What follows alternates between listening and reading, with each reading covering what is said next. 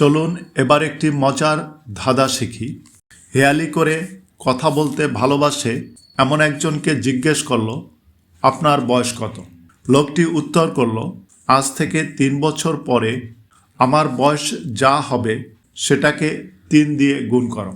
তারপর আজ থেকে 3 বছর আগে যা বয়স ছিল সেটাকেও 3 দিয়ে গুণ করো। তারপর প্রথম গুণফল থেকে পরের গুণফলটা বিয়োগ করো, তাহলেই আমার বয়স জানতে পারবে। লোকটির বয়স কত ছিল? সমাধান ও উত্তরের জন্য অপেক্ষা করুন।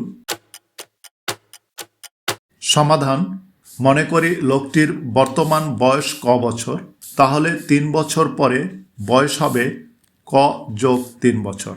আবার 3 বছর আগে বয়স হবে ক বিয়োগ 3 বছর।